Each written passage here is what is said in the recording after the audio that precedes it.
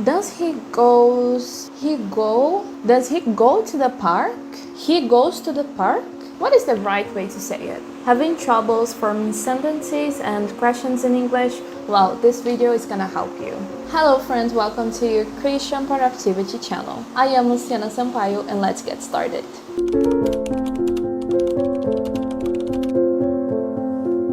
If you are an old follower of this channel, or if you already check out my oldest videos, you're gonna notice that I used to say my intro like this. Hello friends, welcome to Christian channel of productivity. But this is wrong, you know? And recently I noticed this, that I should say, hello friend, welcome to Christian Productivity channel. With a simple search, I noticed I was saying a few things wrong because I was formulating the sentences like I formulate them in Portuguese. O ponto é o seguinte, amigos, há diferenças estruturais com relação a frases em que formamos no português e frases em que formamos no inglês. A mesma forma que eu uso para estruturar frases na minha língua materna não pode ser usada para que eu estruture frases no inglês. No português, nós sabemos que a ordem das palavras pode ser completamente flexível, mas no inglês isso não acontece. A forma, a estrutura das frases é mais rígida, e isso nós precisamos prestar muita atenção. No português eu posso falar, ontem eu vi o vídeo do João, sabia?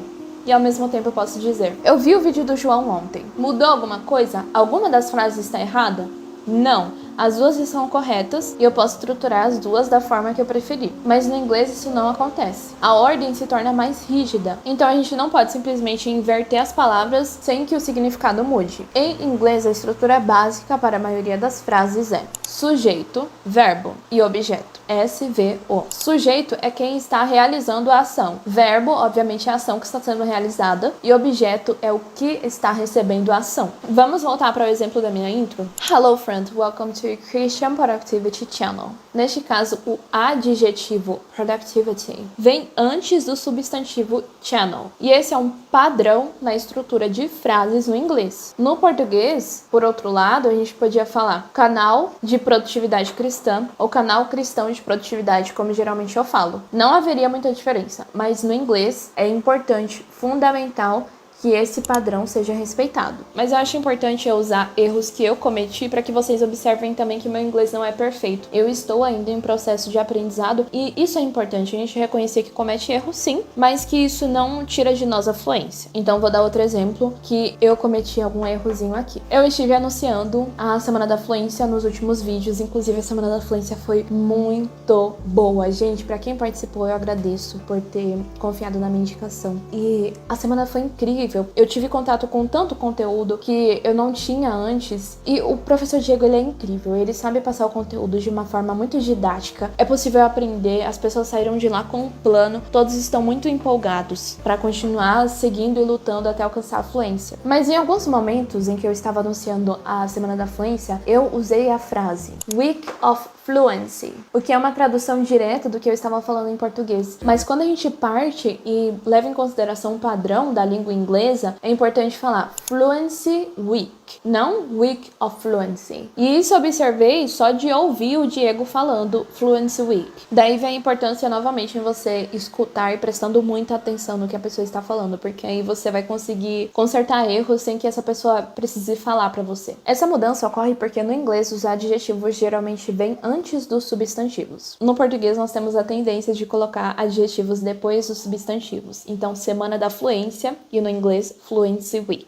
Inclusive, eu vou indicar novamente que você entre no grupo do WhatsApp, que está o primeiro link na descrição, porque nós teremos Semana da Fluência em praticamente todos os meses do ano, para quem quiser ter contato com um professor que é poliglota e que ele vai esclarecer todas as suas dúvidas para que você de fato se torne fluente e para que isso aconteça de uma forma que não é tão demorada como nós estamos acostumados, passar 5 anos em uma escola de idiomas. Não, você vai conseguir aprender de uma forma mais rápida. No grupo do WhatsApp nós colocamos, além de promoções, o plano mensal, se você quiser contratar da Wondertalk. O Diego passa exercícios, passa dicas, esclarece dúvidas, então eu indico muito que você entre. Tá no primeiro link da descrição, beleza?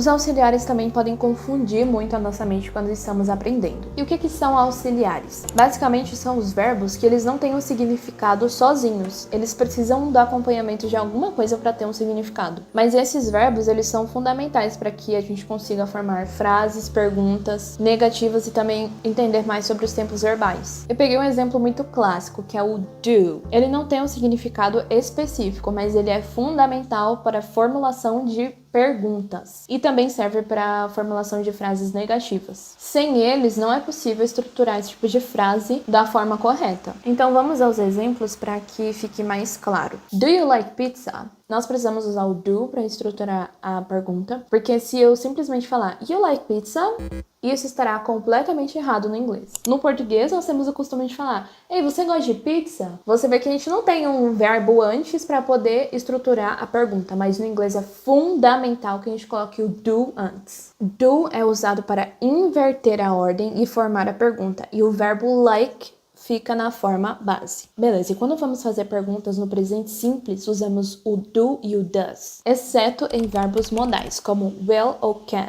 E aí, obviamente, peguei exemplos. Can you swim? Ao invés de eu falar do can you swim, não faz sentido. No inglês, se você souber um pouquinho do inglês, você vai entender que isso não faz sentido nenhum. Então, a gente tira o do e sempre usa can you swim? Will they come to the party? Will they come to the party? Então, fica essa regrinha aí pra vocês. Aqui também podemos falar sobre a formação de negativas. Muitas vezes tem muitas pessoas que ensinam que o do e o does são usados somente para estruturar perguntas. Então você vai fazer uma pergunta, use o do antes. Porém, se você vai estruturar uma frase negativa, também é importante usar o do, mas ele assume uma forma diferente. E eu vou dar um exemplo para poder simplificar aqui para vocês. I don't like pizza. I don't like pizza. E aí você se pergunta, Luciana, cadê o do nessa frase? O don't é a junção do do e o not. Então, para eu não ter a necessidade de falar I do not like pizza, eu falo I don't like pizza. E aí o americano já junta tudo, né? Ele fala I don't like pizza.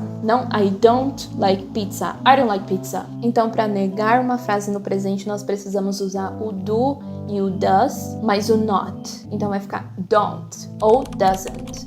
He doesn't like her. He doesn't like her. Ok? Eu espero que tenha ficado claro.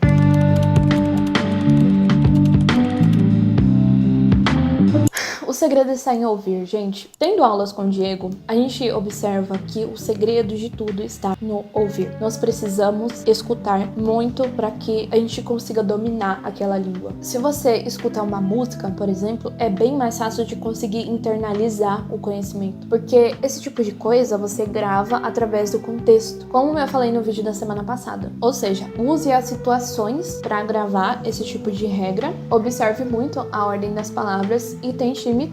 Conforme você vai ouvindo, você vai imitando e assim você vai gravando na sua mente. Eu nunca fui de sentar na minha cadeira e pegar o meu caderno e estudar sobre auxiliares, sobre phrasal verbs, que foi o tema da semana passada, acabei de gravar o vídeo, sobre tempos verbais. Eu creio que eu gravei muito dessas coisas ao escutar bastante. Gravar de forma natural é bem mais fácil, porque você não vai ficar pensando no momento que você for se comunicar com uma pessoa, nossa, mas qual regra eu tenho que usar agora? Será que essa regra tá certa? O que eu faço? Você vai falar de uma forma muito natural, porque você já falou antes, você tava ouvindo o personagem de uma série falar, você repetiu, e aí isso vai ser trazido de volta pra sua mente. Essa é a dica principal. Em segundo lugar, também é importante praticar com frases simples. Sempre que você aprende novas palavras, tente usar o padrão das frases em inglês. Agora eu vou praticar formando frases. Sempre mantenha em mente que primeiro vem o sujeito, depois o verbo e depois o objeto. Você não precisa necessariamente estar sentado estudando, mas você pode fazer isso enquanto você está andando pela rua, levando o seu pet para poder passear. E aí você vai formando as frases em inglês seguindo esse padrão. Esse vídeo foi um pouquinho complexo e eu quis dar um pouquinho mais de exemplo para que ficasse o mais claro possível para você. E no vídeo da semana passada eu também fiz um conteúdo mais complexo, falando sobre phrasal verbs. Eu indico que você dê uma conferida porque tem uma boa relação com esse assunto. Eu te vejo no próximo e lembre-se, você é amado.